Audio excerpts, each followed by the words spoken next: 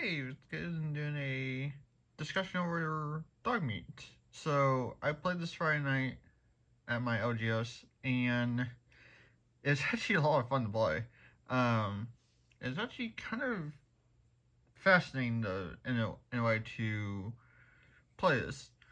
So the build that I have is different than probably what you think that it might be. And I'll share that maybe this weekend. Depending on how the testing goes for number 2. But um, the interesting about this deck is that it relies on equipment, which there's a decent portion I have in the deck, which I'll show to you guys in this video as well. What equipment that I have that I like. There's a few other ones that are just like kind of commonly used for the deck, but yeah. So Dogmeat, when it enters, you mill 5, and then you add an ore or equipment card for your graveyard to your hand. And then whenever a creature you control attacks, or enchanted or equipped attacks, you create a junk token. Which, here's what the junk token does for anybody that doesn't know what it does. So there's that. So you exile it, and then you sacrifice it, and then you exile the top card, and then you can play that turn. So if you exile a equipment, and you have the mana open to play it, then you can do that and be able to equip it to Dogmeat that turn. So, how I've been playing it is that I save up a few junk tokens and some open mana, and I exile one. And if I hit something good, then I, play it, and that's kind of how I kind of been playing the deck so far is off that. So let me set that over to the side. Let me zoom out just a little bit. Or actually, this may not be too. Nah, I can do it like this.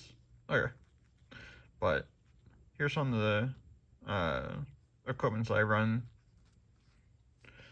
So obviously, Colossus Hammer just makes a dog just big. So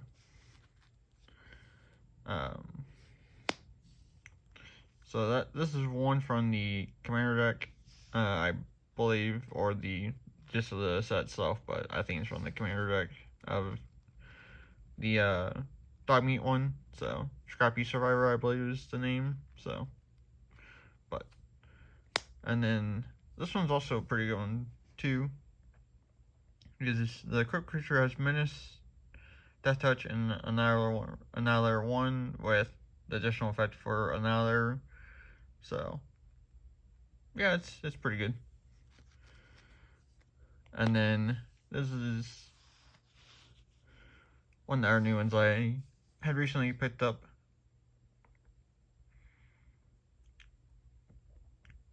So for the deck, because I have another one coming, not of this one, but it gives protection from white and blue. So, and I forget the name of it, but that's the one I have coming. So,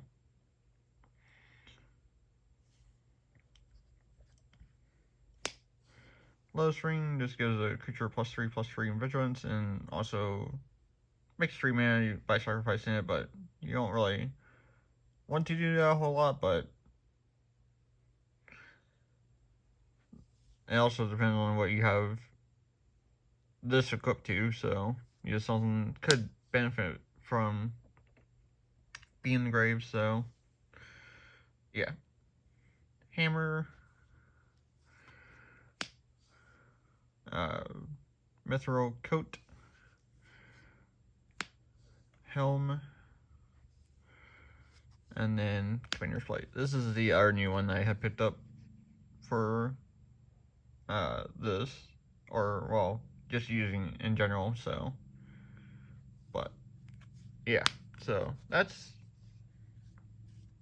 essentially it for the equipment, and kind of what I use. I mean, there's maybe 2 or 3 other ones that I didn't share, but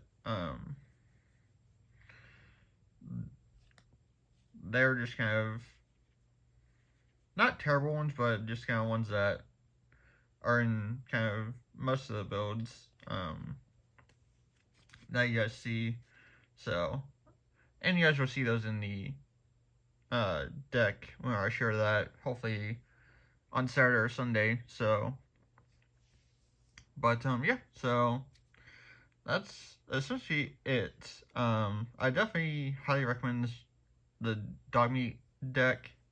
Like I said, it's really a lot of fun to play, and I've really been enjoying it especially for a first test run that I did with it. It's just so much fun to play. So, I do have a few horses in here, so it's not purely dogs. And I guess I can show those off really quick too. The ones I have in here may be many as I didn't really think this far ahead, but that's okay. I think once you guys see what horses I have in here, it'll make sense to you guys on why I have the ones in here that I do. So,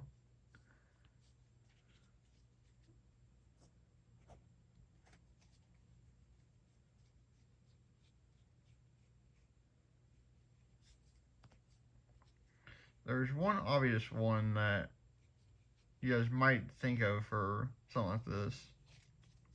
But, so here's the horses that I run in here. So, Shadowfax, I've had this in here before, at least in dogs. A lot of the dogs are 3 mana or less, or 3 power or less, so you can bring them off off this easily. So that's pretty obvious there. Motivate Pony. This is one that I wasn't really thinking about too much, but it's one that's really good though. So whenever it attacks, then attacking creatures get +1/+1 until end turn. So it kind of gives all your dogs kind of like a big buff, or well, not big, but at least a buff to make them a little bigger. So, Thundering Nightmare. So it has Soul Bond. So and upon cast a spell, put a +1/+1 counter on this creature. Meaning that if you Soul Bond it with a dog, then they both get that effect. So they both get the +1/+1 counter whenever your opponent casts a spell, which is pretty good. I actually pulled that off with a Packler, was the dog that I brought out, and it was getting kind of big. So Weimar just uses its hexproof and just kind of annoying horse to deal with. So, and then Calamity.